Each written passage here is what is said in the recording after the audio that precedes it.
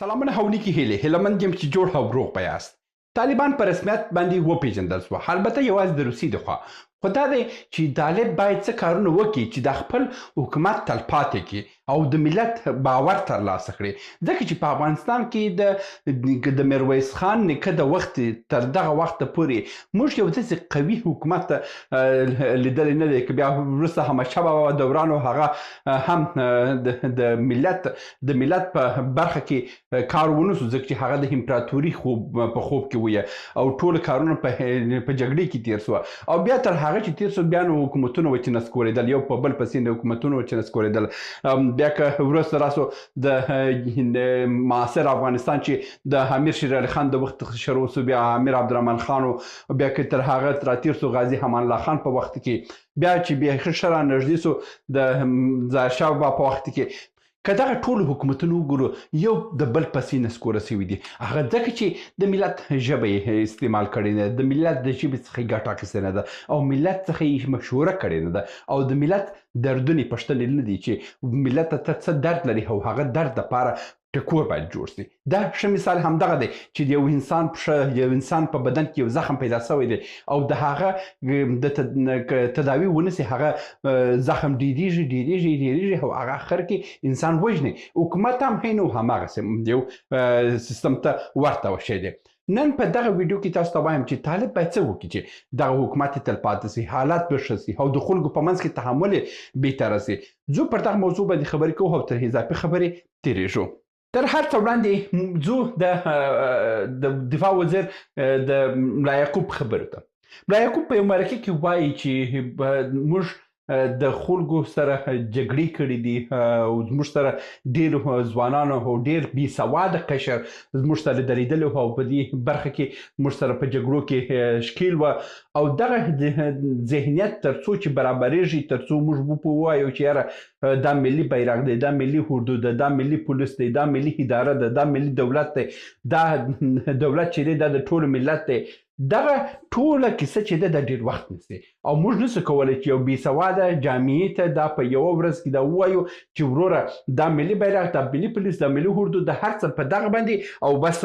نور همغه سپین بیرغ هم نه منم او داسې هم نه منم، اوس زه ملي شوم. نو په دغه برخه کې ولو وخت پکار دی او د هغه وخت په تېرېدو سره موږ به دا هر څه حل کړو. خو اوس دا دی چې 4 کاله تېرېږي، خو د 4 کاله د تېرېدو سره داسې حالات نه برېښي چې دا خلک هم یو داسې تصمیم ولري چې یو لویه جرګې جوړه کړي. د لویې جرګې دا 4م که 5م ځل دی چې حوازې خپرېږي او وروسته برته ملي جرګه او لویه جرګه دغه ټولې یو عنعنوي جرګه هم چې جوړه کړي، په هیڅ برخه کې هیڅ جرګه نه جوړوي. موږ څو جرګې لرو په افغانستان کې، مثلا عنعنوي جرګې چې دي د روانې ستونزې حلوي، مثلا ملي جرګې چې دي هغه بیا یو لوی موضوع ته یو حل لاره جوړوي، لویه جرګه چې د هغه قانون جوړوي، هغه د افغانستان د راتلونکي دپاره بنسټ جوړوي. نو اوس دغه خلک چې دی هېڅ یو جرګې ته غاړه نه پرېږدي. بیا وروسته چې ما د یو کس سره په دوی په داسو کې یو فامیده کس و، هغه سره ما خبرې کوم، ما ولې د جرګې څخه بیریږي؟ ول خبره دا ده چې موږ کله هم جرګه راپورته کوي، بیا یو حوازه چا چې د خلکو څخه ګورو خلک اماده نه دي، زموږ خلک تر اوسه هم جرګې ته اماده نه دي، خو ما ملت څخه ځي. اوس تاسو دپاره دا وایم چې لومړی تر هر څه باید لویې جرګې جوړه سي. لویې جرګې چې جوړه سوه، ملت دغه ټول افغانستان د ټولو برخو څخه نفر راوغواړه، دغه څو خبرې باید حل سي. د مثال په ډول باندې ملي بیرغ دی، ملي بیرغ چې دی دا ډېر یو عادي خبره بعضو ته ښکاري، مګر په دغه ملي بیرغ پر اساس باندې د نړۍ په ډېرو هیوادو کې قتلونه سوي دي، حکومتونه چپه سوي دي، تباه سوي دي او ښه مثالونه هم موږ ته خلق دیموکراتیک ګوند چې هلته حاکمیت پیدا کړي چې چپه سو، په همدا خاطر چپه سو چې دوی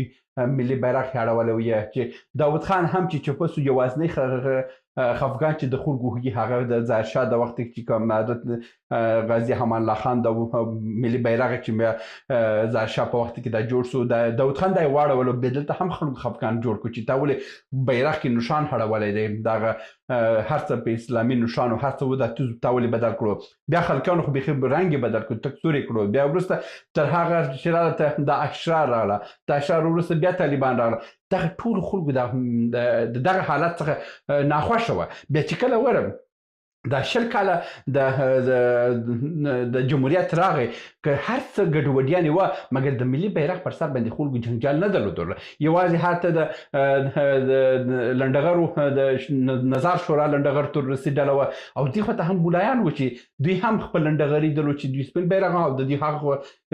دا هغه کسان وو چې مثلا د پاکستان د ګروپو څخه جوړ شوي وه دغه دوه ګروپونه نور په هغه په عام ملت ټوله پر ملي بیرغ باندې خپل اوکړه کړې وه نو دغه ملي بیرغ چې دی ډېر اساس شی دی تاسو ډېر خلک به په دې فکر کوي چې ولا دا خو دچ چې دی یو ټکر دی او ډېر د ملا صاحبان چې دي په دې موضوع کې یو ټکر ته دومره احترام کوي ټکر ته دومره څه کوي ګوره دا ټکر نه دی دا یو ملي ذهانت دی دا ملي نشان دی چې د ټولو ولس هوکړه پر باندې سوې ده دا بعضې وایي چې موږ په بدبختي په سرو په وینو په روښنایي بدله کړ دا بالکل دروغ دی دا د خلفای راشدینو درې رنګه بیرغونه دي چې تور بیرغ د خپله د حضرت محمد صلی الله علیه وسلم د وخت دغه بیرغونه وه چې د دوی په غزواتو کې تور بیرغ استعمال شوی دی سور بیرغ استعمال شوی دی زرغون بیرغ استعمال شوی دی چې زرغون خو بیخي بالکل د حضرت محمد صلی الله علیه وسلم د وخت نشانو چې عربستان هم هغه خپل همداسې به دې وشي او بیا دوی چې سپین وایي چې سپین محمدي بیرغ دی سپین محمدي بیرغ نه دی سپین د حضرت محمد صلی الله علیه وسلم د یو ګروپ بیرغ و مګر عام چې اصلي بیرغونه چې حضرت محمد صلی الله علیه وسلم ته نږدې ګروپونه درلودله د خپل لای خو زرغون بیرغ او نور سور او تور چې یعنې د افغانستان بیرغ د ټولو اسلامي چارو څخه نیول شوی دی او افغانستان اولین هیواد و په ټول نړۍ کې چې خپل استقلالیت یې واخیستی او دغسې یو لوی جرګې جوړ څه دا ډېر قوي خبرې دي او ډېر بحث دی بیا هلته موږ په خپل ملي بیرغ کې منبر لرو کلمه لرو دا هر څه یعنې داسې شی نشته چې په ملي بیرغ کې هغه د اسلام مخالف اوسي بالکل اسلامي یعنې که زه دغه خپله دیني زده کړې کړي دي یعنې که زه درته وایم چې د قرآن شریف په آیت باندې او د حضرت محمد صلی الله علیه وسلم په حدیثونو باندې که موږ د ملي بیرغ معلومات وکړو نو هغه بالکل اسلامي او تر ټولو قوي بیرغ موږ لرو چې ملي بیرغ باید مکمله پوره شي په دویمه برخه کې ملي اردو ده ملي اردو وروره داسې یو هیواد دپاره ملي اردو ډېره مهمه ده چې هغه باید جوړه شي ډېر خلک وایي چې یاره همدا اوس موږ ملي اردو ګوره ملي اردو اوس هم موږ نه لرو چې هر ځای خبر اوسي مجاهدین دي ګوره مجاهد چې دی داسې نه دی چې ته وروره یو کس به جګړه کړې اوسي او که کړې نه اوسي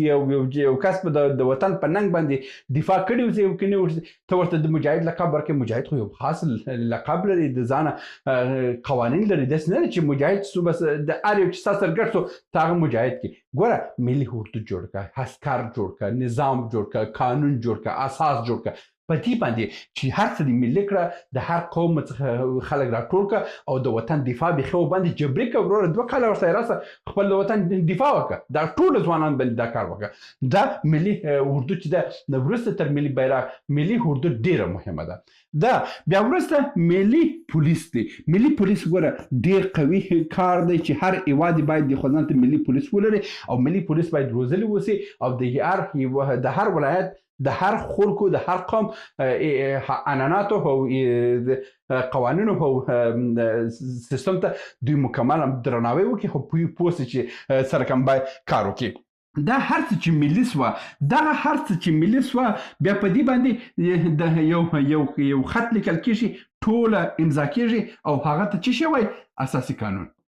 قانون ورته وایي دغه اساسي قانون چې جوړ شو ټولې ستونزې د دې وطن حل دی نه وروره که سبا ورځې کې بیا یو کس راولاړېږي چې دا وایي وروره ما لویه جرګه کړې ده لویه جرګې دغه پرېکړه کړې ده او دا ملي بیرغ دی ما لویه جرګه کړې ده ما ملي اردو جوړه کړې ما لویه جرګه کړې ما دغه کار کړی دی دا کار چې دی وکړئ ته مستقیمه بیله دی چې ته د نړۍ امریکا ته په رسمیت وپېژنې اروپا ته په رسمیت پېژنې ته په دغه یو لوی جرګې باندې مستقیمه ته د ملګرو ملتونو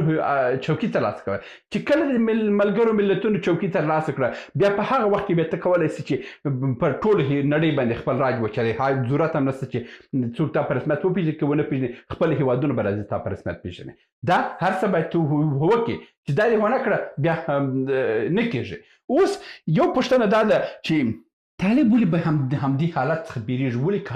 اساسي قانون نشي جوړولی. ګوره اساسي قانون چې دی بعضې مشکلات لري داسې هم نه دی چې دا بعضې خلک وایي چې بس اساسي قانون جوړ سو بلا مشکل حل دی اساسي قانون کې ولې څه ستونزه ده. اساسي قانون کې ډېر ستونزې راولاړېږي. د مثال په ډول باندې که اساسي قانون کې د مقرریو په حق باندې خبره کېږي مقرریو په حق باندې خبره کېږي وایي چې وزیر باید همدغه داسې ولري همدا اوصاف ولري باید دکتورا ولري باید مثلا 10 کاله 20 کاله تجربه کاري ولري دا باید داسې ولري داسې دا اساسي قانون کې دا جوړ شوي هم دی او دا نشي تغیرولی ځکه چې یوازې که دوی تغیر راوړي دوی په دا څه کې د جرمونو په قانون کې محاکمو په قانون کې تغیر راوړل نور په اساسي قانون کې خو دومره شی نشته چې دوی تغیر ورکړي. په دغه مثلا د وزیرانو برخه ده مثلا سبا ورځ کې رئیس ټاکل کېږي چې رئیس باید دا اوصاف ولري د مخابراتو رئیس دی مخابرات باید یا لیسانس وسي یا ماستر وسي په مخابرات کې مګر اوس په هر ولایت کې چې ګورې ملا ناست دی په هر چوکۍ باندې ملا ناست دی دلته اساسي قانون چې دی د دوی دپاره بیا یو څه ستونزې جوړوي نو په دغه خاطر باندې دوی نشي کولی چې په اساسي قانون په دغه وخت کې جوړ کړي که دا شی جوړ کړو نو بیا معنا دا دی چې د دوی دغه څه چې رابري ده دا به ټول لرې سي او داسې نور کسان پر چوکۍ باندې کښېني ټول تاثیر کړي دی ټول جمهوریت کې هم اساسي قانون چا تطبیق نه کړو جمهوریت کې هم بس هماغه د نظار شورا لنډغر و او هماغه اشرار و په چوکیانو باندې ناست و خو چې وروسته ولسمشر غني راغی دې بیچاره غږ ترې وهده وسوده چې دغه ځوان نصر په چوکیانو باندې مقرره کړي او یو څه کارونه یې وکړه مګر ولسمشر غني هېڅ هم ونه کړه هغه بس یو د انډوالي حکومت یې مخ ته یووی دا د اساسي قانون بیا د مشکلات دي چې یو داسې ډله چې ما 20 کاله جګړه کړې زه راسم اساسي قانون جوړ کړم او برته د حکومت درته وسپارم نو اوس هم که اساسي قانون جوړوي دا په څو د ملي پولیسو ملي بیرغ او ملي دا جوړ کړه د وزیران باندې خلک هم دومره پسې نه ګرځي دا په جمهوریت کې هم دومره خلک ورپسې ونه ګرځي چې دا داسې دی هغسې دی تاسو دغه ملي بیرغ ملي اردو ملي پولیس جوړ کړئ یو لوی جرګې جوړه کړئ اساسي قانون جوړ کړئ نور پټ خبرې ملت هم نه پوهېږي نه هم پسې ګرځي دا به د نن ورځې ویډیو هیله یو چې یو څه مو ترلاسه کړي اوسې تر بیا هم په الله سپارم ښه چارې سلامونه موږ ډېر موضوعات جوړ کړي دي که سیاسي موضوعات غواړئ ووینئ نو دلته کلیک کړئ او که غواړئ اقتصادي موضوعات وګورئ نو دلته کلیک کړئ او که غواړئ چې د تل لپاره راسره واوسئ نو دلته کلیک کړئ او چینل سبسکرایب کړئ مننه